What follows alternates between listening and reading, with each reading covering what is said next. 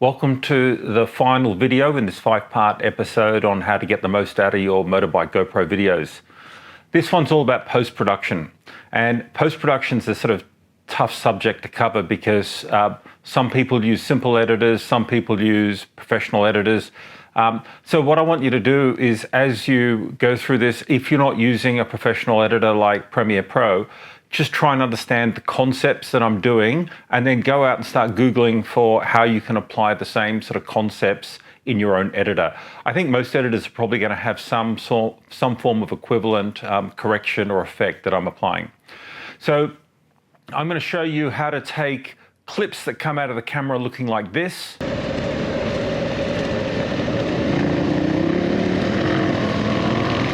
and turn them into clips like this.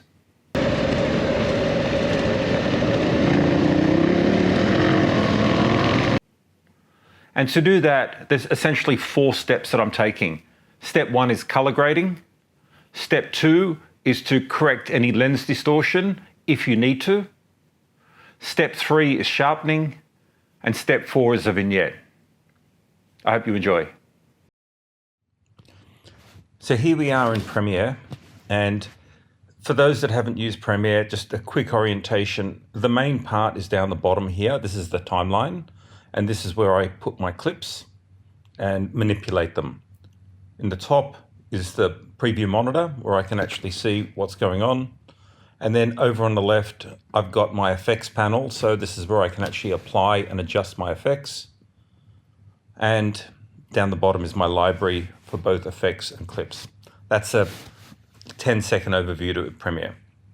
So I'm actually going to take you through a few examples. And so this first example, if I just sort of play the clip, this is what the clip looks like.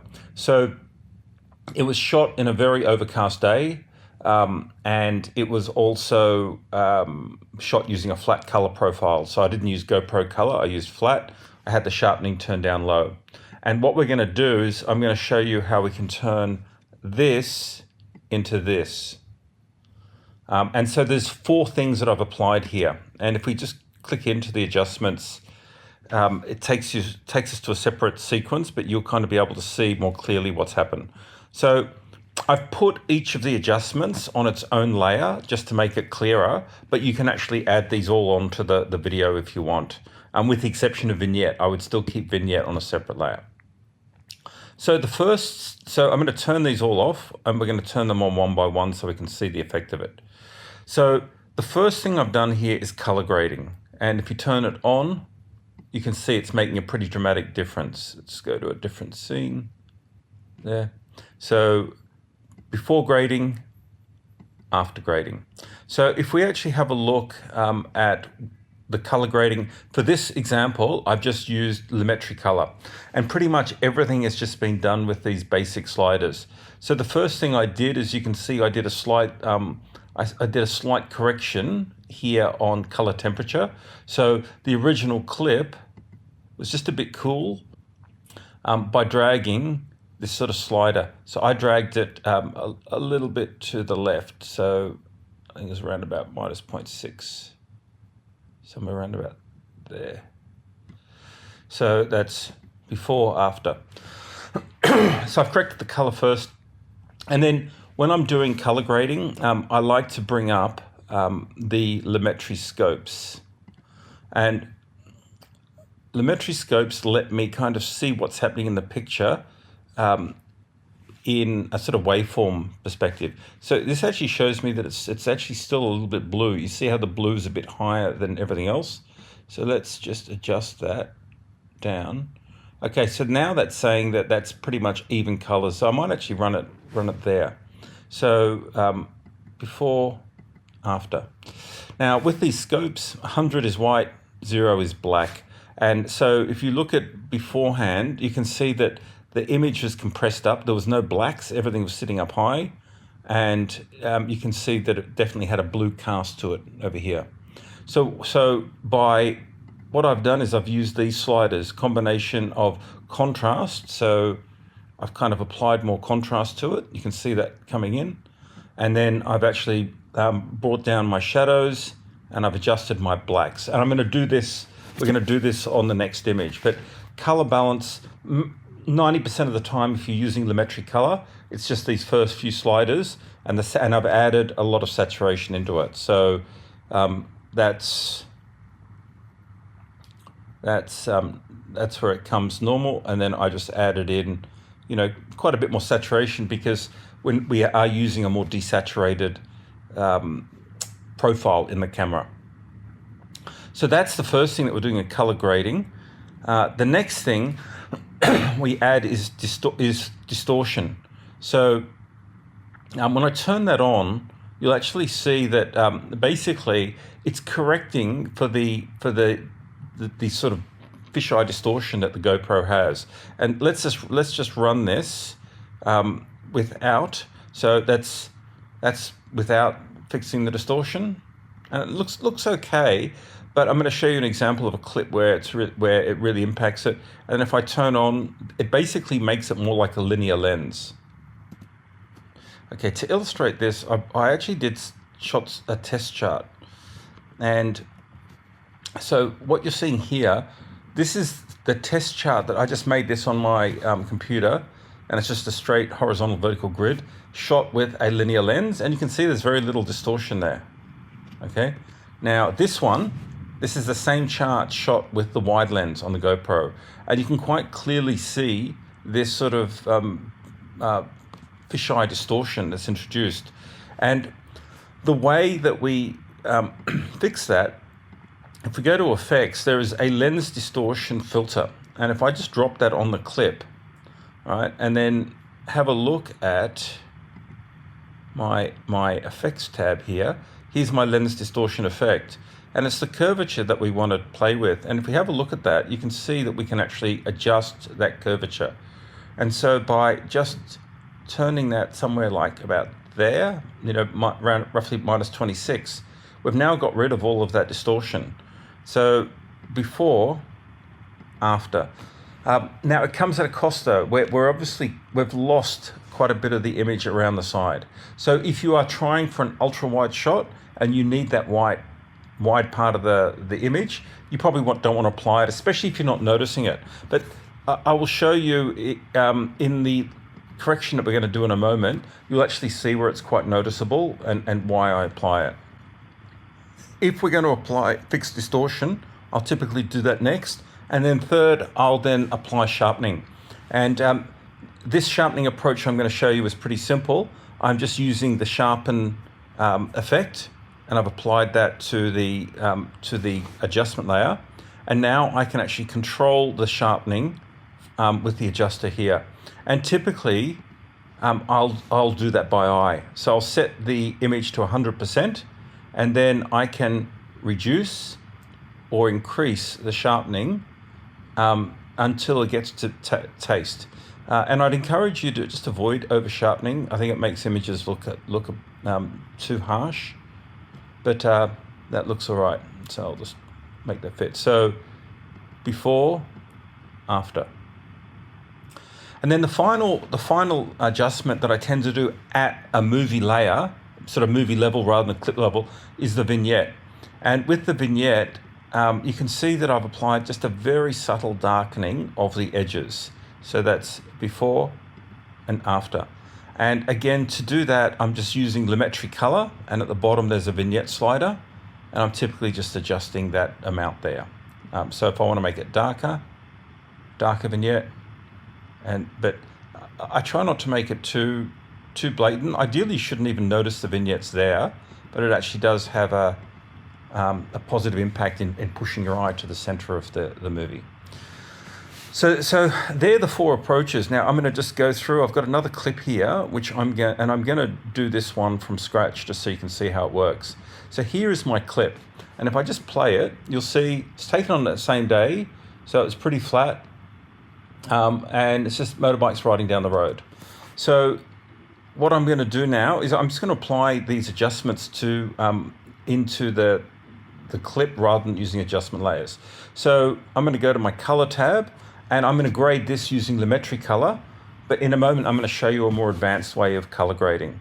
So if I look at this, the first thing I want to do is just look at my white balance, and I tend to turn up the saturation all the way, and it just kind of amplifies your adjustments a little bit. So I'll just move that to point. So I'm going to bring up my scopes,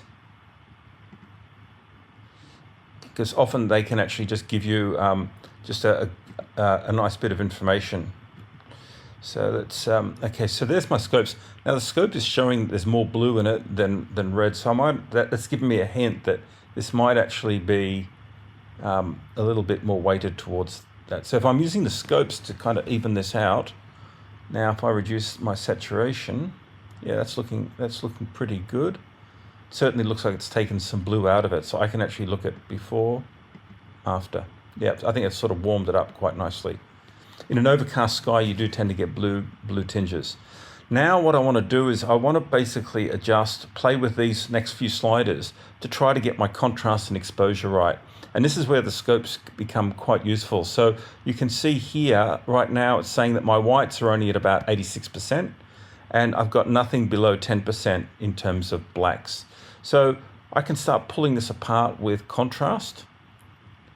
Okay, and that certainly helps. And then if I move my black point down,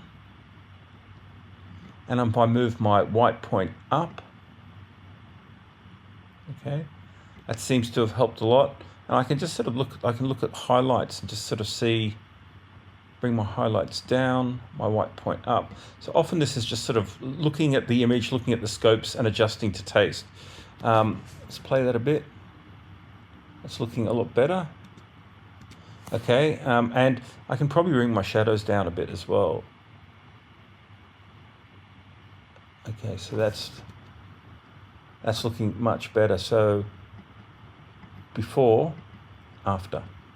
Okay, so that's typically how I would do. Oh, and then saturation. You know, because we're running a flat profile, it definitely undersaturates everything. So you do need to give it a good boost of saturation in post-production as well. So you want to make sure it's not over the top, but those colors look pretty good to me. Okay, so that's the color grading. Step 2 is I will look to see whether or not I want to apply distortion. Now this clip is a good example where I definitely would, and I'll show you why. Look at the horizon here. That horizon should be flat, but because it's at the top of the screen, it's also sort of curving quite badly. So this is an example where I definitely would want to apply my lens distortion. So I'm going to grab the lens distortion across and drop that on. And if I now go to my effects tab, I can see there's my lens distortion. And what I'm going to do is just adjust this curvature. I know from experience it's around about minus 28 will sort of even out all of that. So now, if you have a look at that, I've basically got before, after. And you can see it's flattened out that horizon. So let's just play that clip again. So it's going, and so I go before, after. And it's created a much more sort of realistic horizon by getting rid of that fisheye distortion. So that's the second thing I do. Third thing is sharpening. So again, I'm going to show you a simple sharpen here and a more sophisticated one later. So I'm dragging sharpening on. When I'm doing sharpening, I'll usually adjust the size, the magnification to 100%. And then this is a simple sharpen. So it's just one slider, which you can drag. So if I now drag to the right, you can see everything's become like way too sharp. And if I drag it to the left, it's blurry. And you know, often I'm around about sort of 100% in sharpening. So again, on, off, on, off. That's not bad. So I'll leave it there at about 110.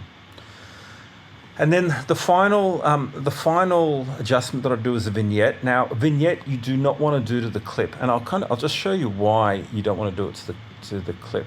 So this clip, if you remember, well, this is shot with my point of view setting. So you can see this clip's actually adjusted so that it's actually, most of it's going down the bottom. So if I try to apply the vignette here, I'm going to apply a vignette, and I'm going to just adjust this feather so you can see the vignette. You'll see that the vignette's actually, it's not adjusted evenly. It's kind of because it's trying to adjust it for the whole image. So this is why I recommend you do not put the vignette on at the clip level, I always apply the vignette right at the end, and I'll do that across the whole movie. So I'll just add, so what I do to do that in Premiere is I'll come back here and I'll say I want a new adjustment layer, and I'm going to just add that anywhere above my, now normally I'd have that just running literally the whole movie, not just over one clip, so that I'm applying a vignette evenly over everything. Now when I apply a vignette here, so oops, I'll still, if I highlight the adjustment layer and I apply the vignette here, just to sort of show you, you can see it's now evenly applying it onto the frame rather than the original clip.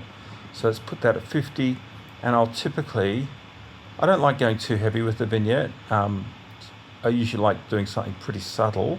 If we just have a look, let's make this fit. So that's before, after, before, after. And it's subtle, but it actually just helps to create a bit more of a cinematic effect and draw your eye in. So that's kind of how I apply these, sort of from scratch. Now I'm going to get rid of that adjustment layer. In fact, I'm going to move that adjustment layer to the side. I'm going to show you a more sophisticated approach to color grading, and that's what I tend to use.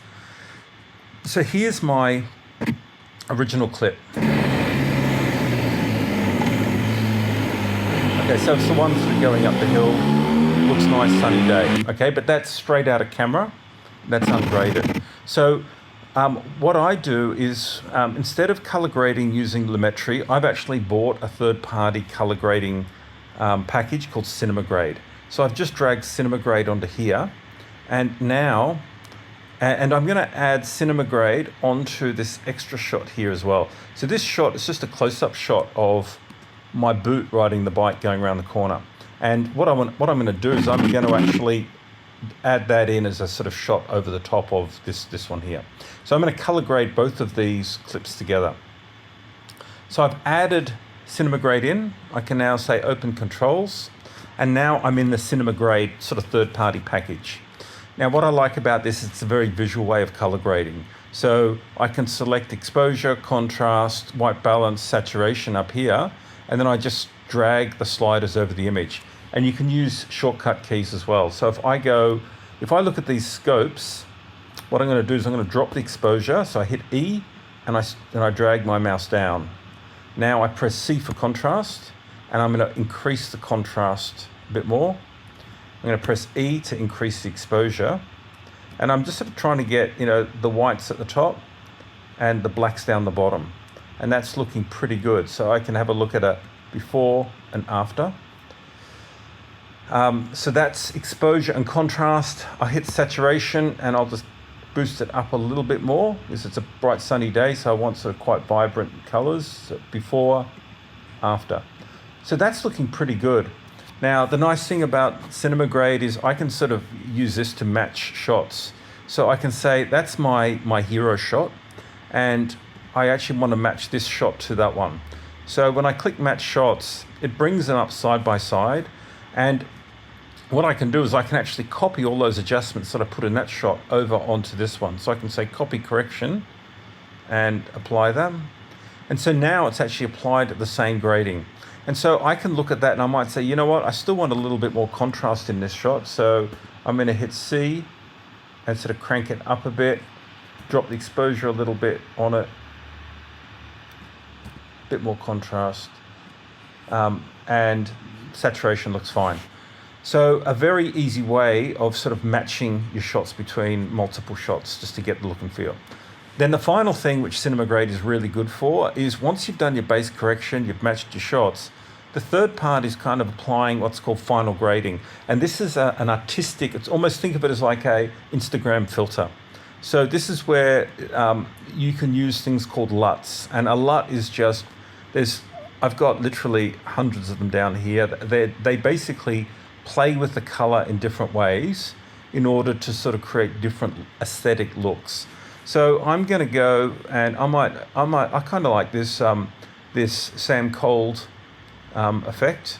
So if I apply that now, it's now applied it to my image. Now it's over the top, it's too much, but I can then fine tune that. So if I go and say, let's dial down that LUT that we put on, so it's before, after, and so I can now sort of control the mix of that until I get just the sort of look that I want.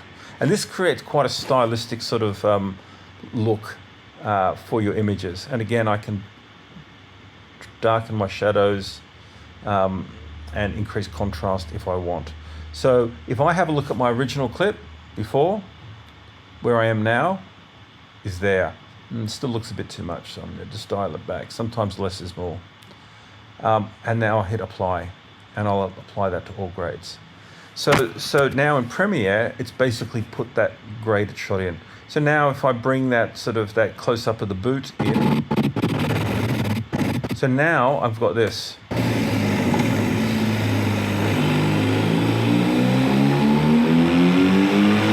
Okay, obviously it didn't match the edit, but you kind of get the sense for it, and you can see my image is looking a lot more sort of cinematic and a lot sort of nicer. Let's just put that boot down so it occurs on the corner.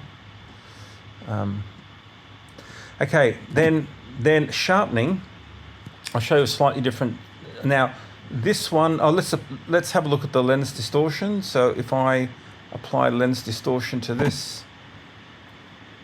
again I can adjust the curvature to about minus 27 or 28.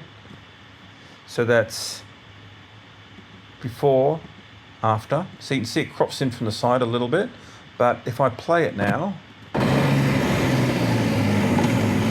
there's no distortion happening in the frame. So yeah, it looks quite good. Now it's sharpening. So if I drag my sharpen effect onto the clip, now I'll show you a slight. So I'm going to apply the same sharpening that I did before. So I'm going to crank it up a bit. Let's go say to, it's about 120 there. And I'm not looking at this because that's got motion blur on it. I'm actually looking at the stuff that's in the middle of the frame, like this grass here, for example. And I can use that to sort of set my sharpening. So low, too high, and I'm going to set it around about 100. And one nice thing you can do, if you just want to go that extra little bit further, is you can apply a mask to it. And a mask means you're just going to control that sharpening so that it doesn't occur everywhere. And because I've got motion blur happening on the edges, I'm actually going to just apply the sharpening more to the middle of the frame. Okay, so now, in fact, if I turn the sharpening up, you kind of see the impact a little bit more. So if I turn the sharpening up to extreme, you can see it's sharpened in here, but it hasn't sharpened outside of that circle. Now I'm going to feather that effect, so it's so the transition's not as hard.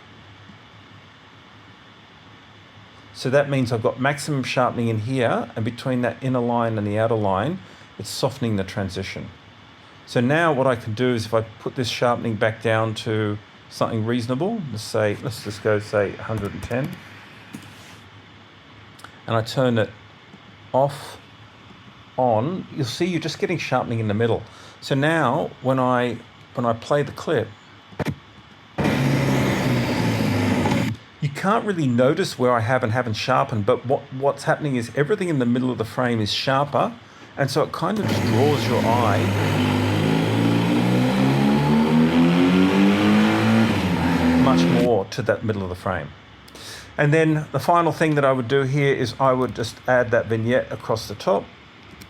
Okay, like that. So again, before, after. And so now what I'm left with is this.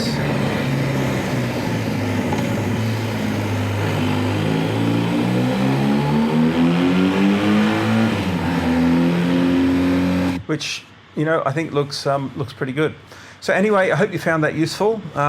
4 main effects that I'm applying in post-production to fix GoPro images. I'm color grading. I'm potentially applying lens distortion if I want to get rid of that fisheye distortion. Thirdly, I'm doing a sharpen. And then fourthly, I'm applying a vignette. Hope you found this useful.